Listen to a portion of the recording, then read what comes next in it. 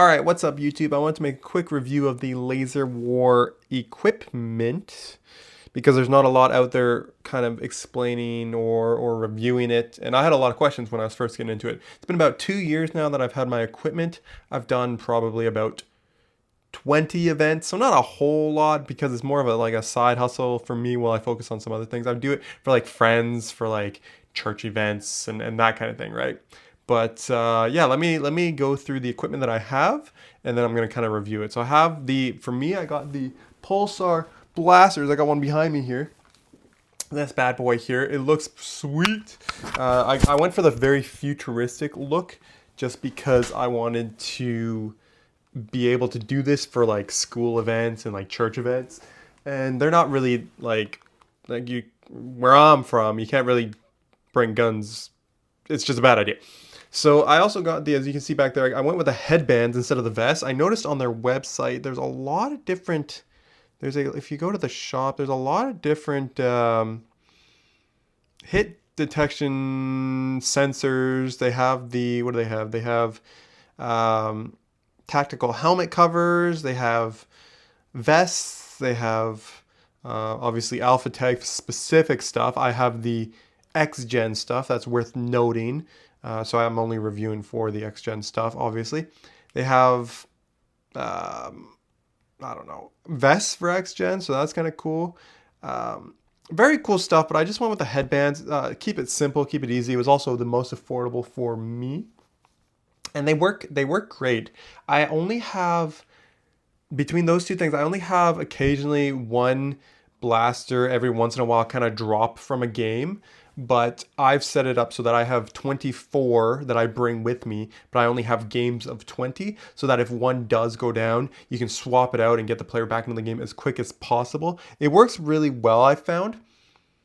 And again, the blasters, they work really well. You can adjust all of the settings on the Laserwar app, so you can make them a little easier to hit for like the younger groups. You can make them a little harder to aim for like the older groups if you want to get if you want to have a bit more of a challenge.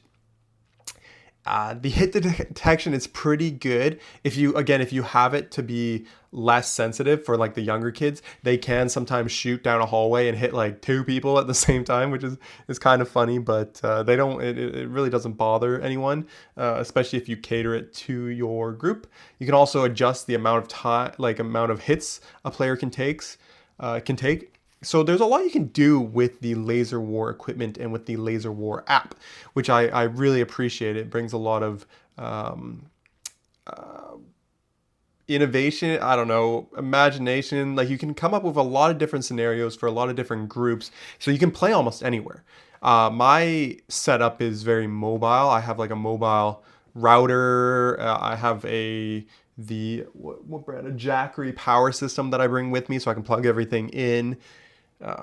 So I played in a school hallway, in a literal school hallway where it's just a hallway and like maybe some tables flipped here and there, so that this was for younger kids, so don't get me wrong, it wouldn't work for everyone, but they loved it. They had an absolute blast just shooting down a hallway, and it's because you can play different games, right? I have with me the smart battle base. This guy is almost it's an essential if you want to play anything other than just team deathmatch, just like people blasting each other, because you can set it up as a respawn point.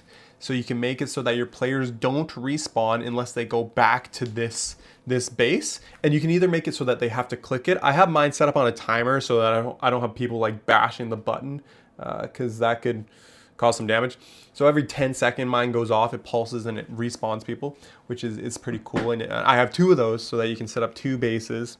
And that also opens up for like different possibilities. You can do a game mode where let's say there's a robot team and there's a human team, and the humans are trying to survive like the next 5 minutes for extraction, but the robots keep respawning because they're robots, you just put a new arm on and you're ready to go. So the robot team gets respawns, the human team doesn't.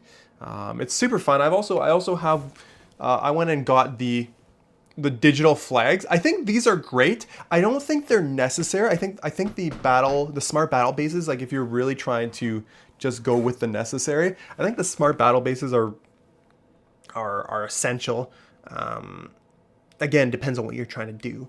The digital flags are great. Like I have had some really fun games with them. They're really like players really love to just like use them because they're super cool, right? You have a digital flag, and it can also be used as a respawn point. You can use it for King of the Hill. You can use it for getting low battery. You can use it for a lot of different things. So the digital flags are pretty cool. I would recommend them if you have the chance. Um, but they're not a must. The other things you need are well, I haven't used a lot lately, but it's always nice to have I think they're called like ammo. No, not ammo boxes. I set my players to have infinite ammo, but there are game modes where you can make them have limited ammo if you're playing like on a bigger field.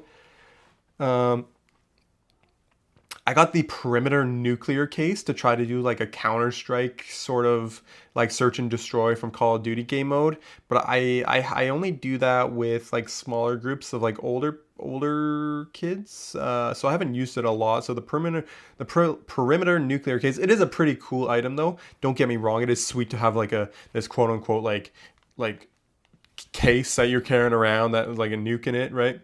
The other things that I have are, where are they? The basic first aid kits. Now I don't use that a lot anymore, but I have used them in the past. They're good if you want to play like an offline game, I guess, or if you just want your players to respawn. However, I've had issues of like players just picking them up and carrying them with them, which is kind of disrespectful. But if you can get your players to just keep them in one spot, or if you can find a way to just have them in one spot, they're not bad because then they can just respawn whenever they come back, right? Instead of waiting 10 seconds. Um, I have a Smart Pro remote, but I don't use it a lot. It's better for like offline games. Um, yeah, but there's lots of Laserwords. It's really cool. They don't, unfortunately, their customer service is okay, but they don't have a lot of material on how to use their equipment, right? So that's kind of my review of the equipment that I have. I really do enjoy it. It has worked very well. Again, there's only a few times where it's stopped working for me. And I've never had an issue of players getting upset because they couldn't play because I have extras, right? So I'm prepared in case like something happens, like a kid drops it and it stops working or something. Because it's I haven't found a way to really reconnect a blaster back into the game yet, mid game, like mid session. That's why I have the extras. So yeah, it's a great system. If you have any questions about it, let me know in the comments, and I'll try to answer as many as I can.